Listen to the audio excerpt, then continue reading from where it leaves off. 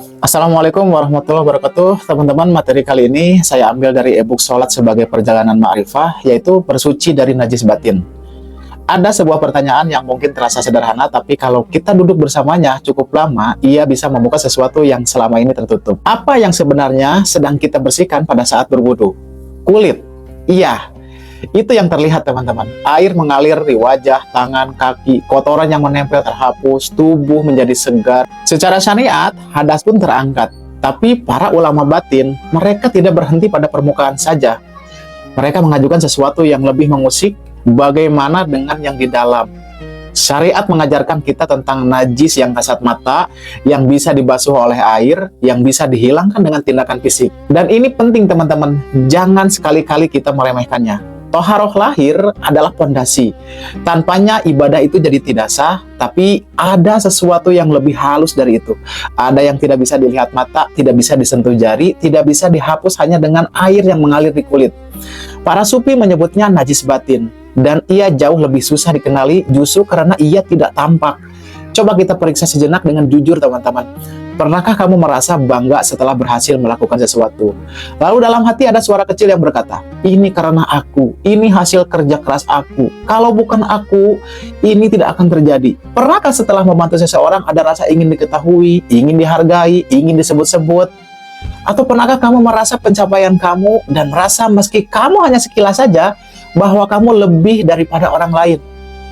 Tidak ada yang akan menjawab ini dengan lantang, karena ini terlalu halus, terlalu dekat dengan kita, terlalu terasa seperti bagian dari diri kita yang wajar. Tapi itulah tepatnya yang membuat ia berbahaya. Kepemilikan. Itulah inti dari najis batin. Bukan kepemilikan atas benda, teman-teman, tapi kepemilikan atas klaim. Ini milikku, ini usahaku, ini jerih payahku, akulah yang berjasa. Akulah yang lebih tahu, akulah yang lebih baik. Kalimat-kalimat ini tidak selalu terucap. Kadang ia hanya duduk diam di sudut hati.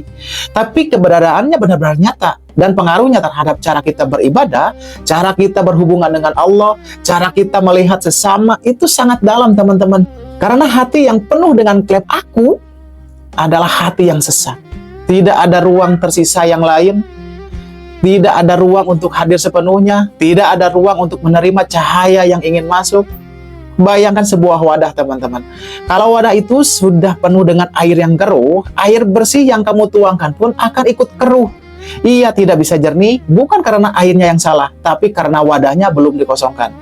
Hati yang penuh klaim diri ini adalah wadah yang belum dikosongkan. Kita bisa sholat, tapi pikiran kita sibuk dengan rencana sendiri. Kita bisa membaca Al-Quran, tapi hati kita sedang di tempat lain. Kita bisa saja berdoa, tapi yang kita rasakan hanyalah kekosongan, bukan kehadiran pada saat itu. Bukan karena ibadahnya yang salah teman-teman, tapi karena wadahnya belum siap untuk menerima.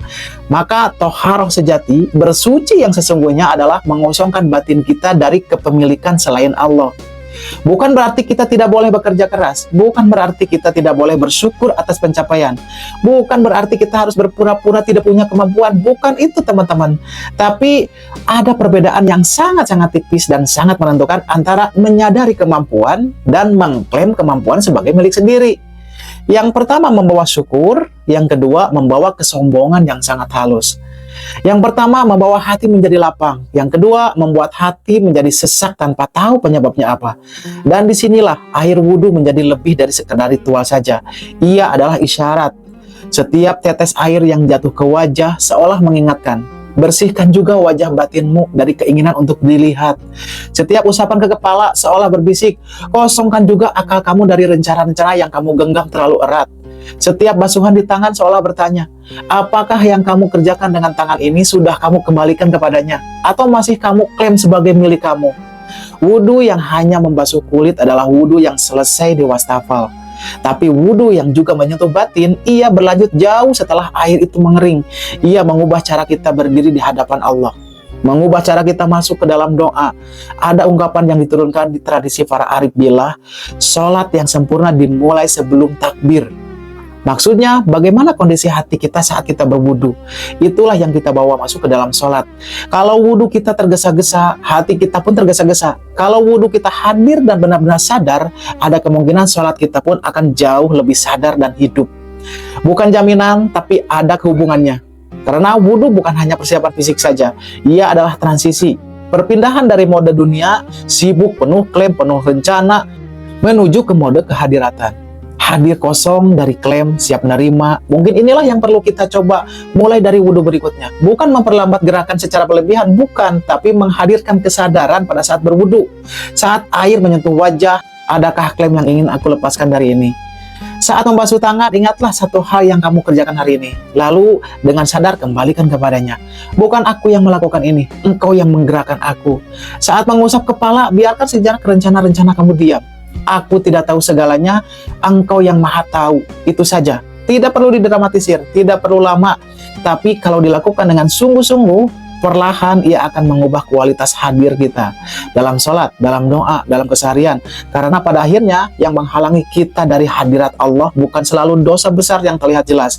Kadang yang menghalangi adalah sesuatu yang jauh-jauh lebih halus.